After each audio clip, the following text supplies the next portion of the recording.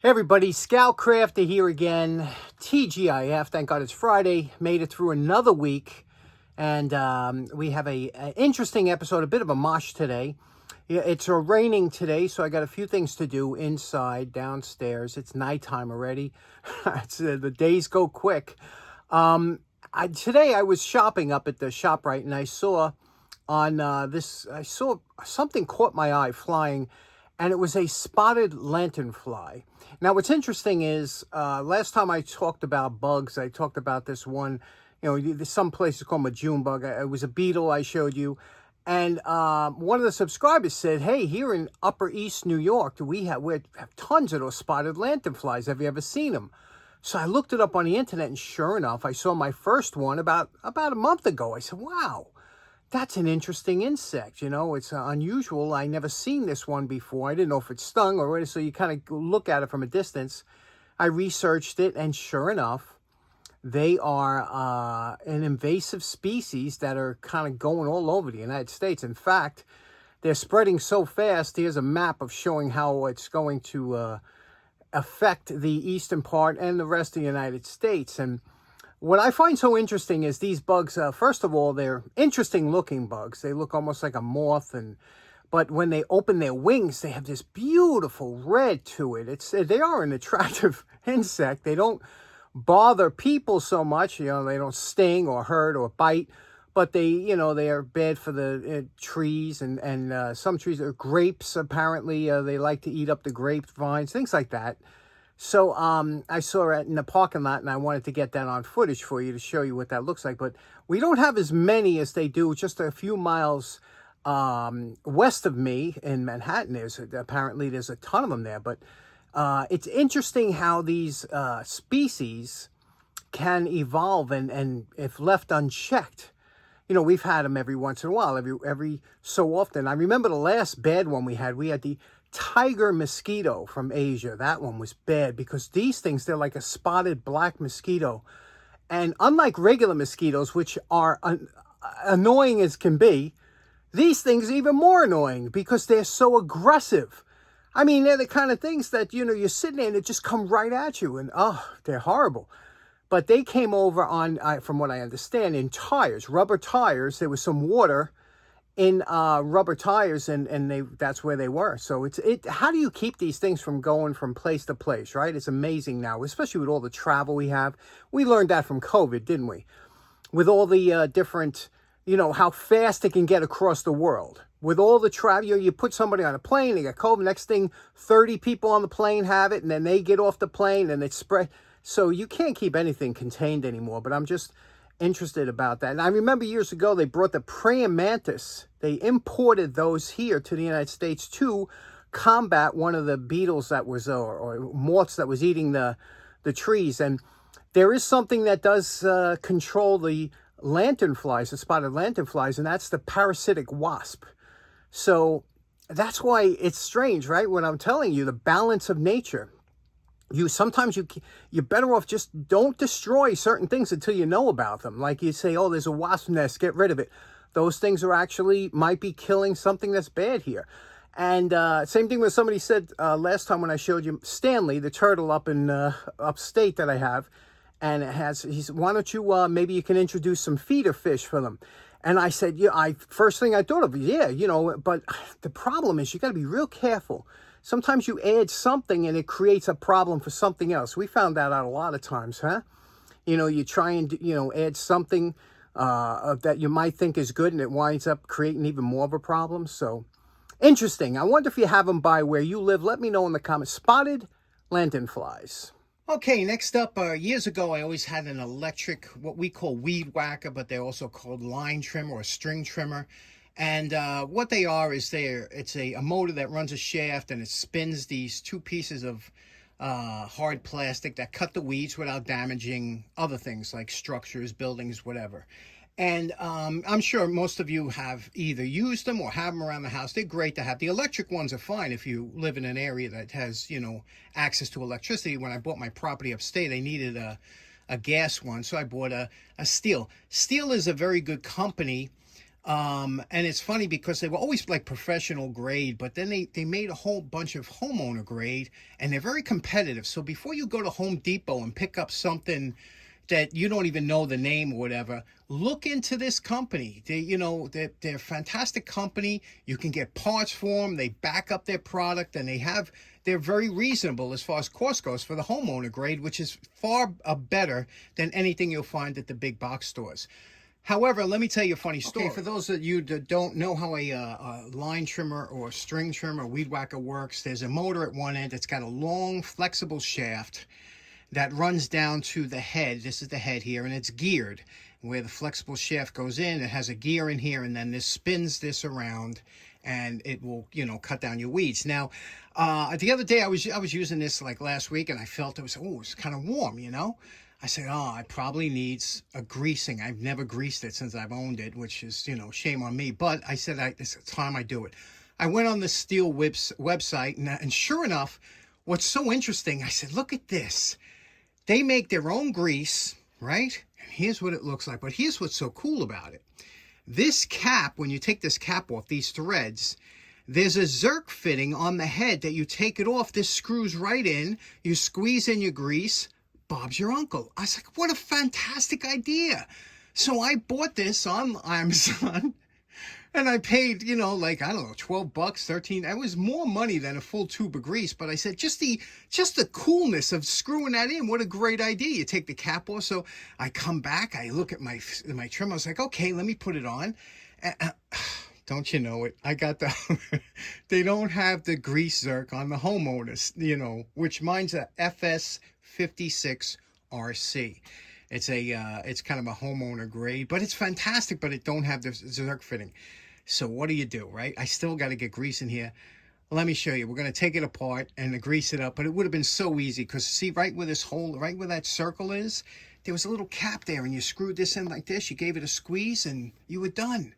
But now I have to, I spent all the money for this grease and this great applicator tube, only to have to take this apart. Let's take it apart. The first thing to do is we're going to remove this. I'll clean it up, and then we'll take it apart and show you. Okay, we cleaned up a little bit. Now, to get this off the shield, the first thing is there's one little nut there. Now, you can use a T27. Funny story. I was watching a YouTube video on how to do this, and I said, geez, I don't have any Torx. Regular Torx L wrenches. So I said, I got to buy a set. I have the Torx adapters, but a lot of times these get stuck and you need something heavy duty like this. So where do I go? I went on Amazon. Bondus for a couple dollars more. Best L keys or Allen keys or hex keys made Bondus. So I got this, but with this one here, you could use a screwdriver. So we'll take the screwdriver here. We move this off. I already loosened this. This pops right off, okay? When you take this off here, this is a captive screw, which is another nice feature that don't come out. Everything's well made.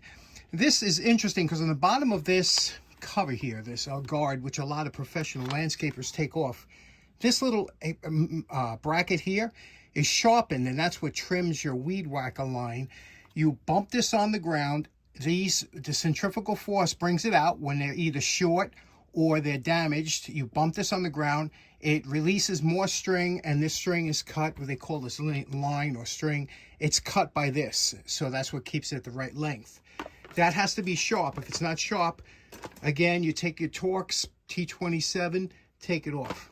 Now, next thing, to get this off, again, T27, loosen this screw on the side.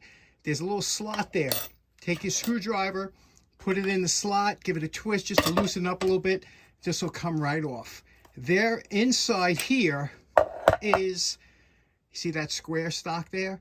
That is the flexible cable greased all the way down your tube that spins it. On the higher end models, like I said, you take this cap off, you take this cap, you screw this on, you grease it, you're done.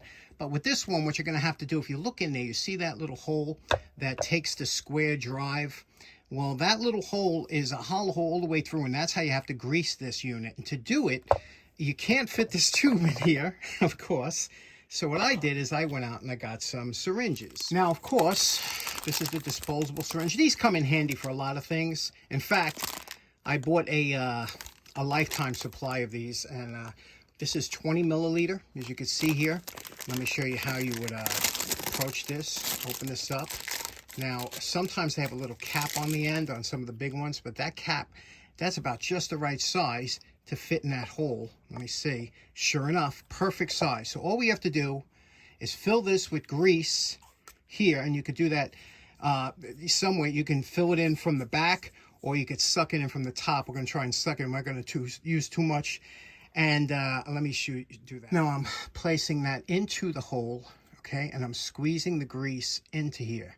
Now, this is working out a lot better than I expected, but you see here, you see how there's no mess and the grease is going in there? Now, we're not going to use a lot of grease. It don't take that much. That should be more than enough, okay? So we'll take that like that, and then we'll place this into that hole in there and squeeze it out, okay? Here we go. We'll squeeze this out into it until you don't feel any more come out. Twist. It's in there. You can see the grease is in there. It filled the hole. And then spin this around. And you can see what happens as you're spinning it. It feels like a little bit of a drag. That's the new grease in all of the gears. And you can see it's going to spin up better in a little while. So that's all that takes to grease that. And it's important because every once in a while, they do need grease. Last week when we were redoing this gasket scraper, one of the subscribers said, do you happen to have a super scraper? Because they're the, and absolutely. You know, they make hundreds of different types of scrapers for different applications. That doesn't mean you can't cross over and use one for another. This is called a super scraper, and this is top of the line, but not cheap, top of the line. This here is a carbide tipped. You see that? Carbide tipped. So you don't have to worry about this going back. And whenever you see a scraper like this, they're usually at a right angle. So it's not to a point. It's sharp because you're using that edge. That's why you don't have to need a bend on here because it's already built in. Anyway, these are fantastic for doing, especially scraping things like heads or something like that, that you need a really flat surface. This will do it. But I want to show you something that I dug out from upstairs I've had for a while. This here is, it's made by Conval Corporation. It's called a shape scrape, and it says fine woodworking, but you could use it for, again, all different things because it has interchangeable blades. And you can see here it says Connecticut Valley paint scraper. Again, you could use a scraper you can use for tons of different things, but look at this nice little scraper. First of all, it's got the nice handle we were talking about, nice body here, and you see what that is? You see how that works? You just screw that on, and it has a nice bend to it. Now, again, it's got this flat angle, so you could use it like this, scraping like that, or you could scrape like this, and it is very sharp. Again, these are high-speed steel inserts that they have, and interchangeable, and, you know, so real nice, huh? That's a nice additional type of scraper. Now, this scraper comes with 5 additional blades. You can see here for different profiles that you might have to get in and scrape something out. So it is a real handy tool. Okay, so in closing, you know, those scrapers are somewhat collectible, somewhat rare. I've seen a couple listed and sold for over $40. So interesting that they would go for that much. I'm sure there's another company that makes a similar scraper, something like that. Also, as far as the poor man's flea market, a lot of people have been asking about that, and there haven't been many finds. I found a couple things here and there that were pretty decent, but over the last couple weeks. But it's summertime, and a lot of people don't really go through their house like they do in the spring. The next big time is Christmas, right before and right after Christmas. That's a great time. However, tonight, when I was on my walk, I just came back, I saw this beautiful car. You see this car here? Do you know what? Can you pick the year out? Can you pick what make it is? Right off the bat, some of you guys are real good at that. But look at this. This was just a beautiful car. I saw my walk tonight. 1962 Ford Fairlane. And this was, it's a 4-door, so that's probably why it still survived after all these years. The 2 doors were all grabbed up by the young kids and whatnot, but I was so happy to see that car just sitting there. Just brought me back in time. I wonder if any of you remember or maybe had one of those cars. And last up, I know that, you know, it's been a couple months now. I haven't seen live TV. I've never been happier. Best thing I ever did was give up cable. And I hope you do the same. But there are so many great channels on YouTube. And I just found this channel that I've been binge watching this guy. And his name is Josh Topper.